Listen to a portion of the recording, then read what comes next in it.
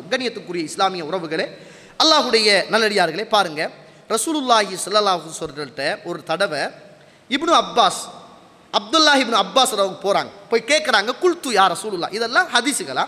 போய் கேட்குறாங்க. திருமிதியில் 3514வது செய்தி. போய் கேட்குறாங்க, அல்லிமினி ஷைஅன் அஸ்அலுல்லாஹ அஸ்ஸ வஜல்ல, எனக்கு ஒன்றை கட்டுத்தாருங்க, நான் அல்லாஹ் கிட்ட துவா கேட்கணும்.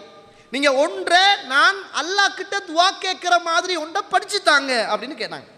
உடனே ரசூலுல்லாஹ் சொன்னாங்க, சலில்லாஹல் ஆஃபியா, அல்லாஹ் கிட்ட நீங்க ஆஃபியத்தை கேளுங்க. யாரு? அப்பாஸ், ரசூலுடைய பெரியப்பா, ரசூலுல்லாஹ்ட்ட போய் கேட்கிறாரு, நான் துவா கேட்டால் அல்லாஹ் கிட்ட நான் என்னத்தை கேட்கணும் மகனே சொல்லித்தாங்கன்னு கேட்டாங்க. அப்ப ரசூலுல்லாஹ் சொன்னாங்க, சலில்லாஹல் ஆஃபியா, அல்லாஹ் கிட்ட நீங்க ஆஃபியத்தை கேளுங்க. ஃபமக்கஸ்து ஐயாமன் சும்ம ஜஅத்து, ரசூலுல்லாஹ் சொல்லி தந்த உடனே கொஞ்ச நாள் போய் உட்கார்ந்தேன். நாள் போனது, கொஞ்ச நாளைக்கு பிறகு நான் திரும்ப வாரேன்.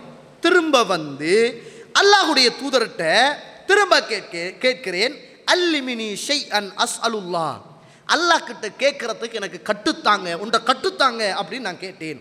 அப்போது ரசூலுல்லாஹி ஸல்லல்லாஹு அலைஹி வஸல்லம் ஃபகால லி யா அப்பாஸ் யா அம்ம ரசூலில்லாஹ், அப்பாஸே, அல்லாஹ்வுடைய தூதருடைய பெரியப்பாவே, சலில்லாஹல் ஆஃபியா ஃபித் துன்யா வல் ஆகிரா, நீங்க அல்லாஹ் கிட்ட உலகத்திலேயும் மறுமையிலும் ஆஃபியத்தையே கேளுங்க.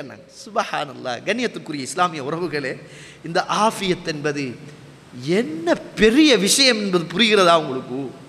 இந்த ஆஃபியத்தில் உள்ள தத்துவம், இந்த ஆஃபியத்து தான் மறுமையும் உலகமும், இந்த ஆஃபியத்து தான் பொருளாதாரமும் வாழ்வாதாரமும், இந்த ஆஃபியத்து தான் ரிஸ்கும் குடும்பமும், இந்த ஆஃபியத்து தான் துன்பமும் துயரமும் அற்ற நிம்மதியான வாழ்க்கையும், இந்த ஆஃபியத்து தான் ஆரோக்கியம் என்பதையும் அல்லாஹ்வுடைய தூதர் எல்லா சந்தர்ப்பத்திலும் இவ்வளவு செய்தியிலும் அல்லாஹ்வுடைய தூதர் ஸல்லல்லாஹு அலைஹி வஸல்லம் சொல்கிறார்களாக இருந்தால் அந்த ஆஃபியத் என்பது எவ்வளவு பெரிய விஷயம் என்பதை யோசிச்சு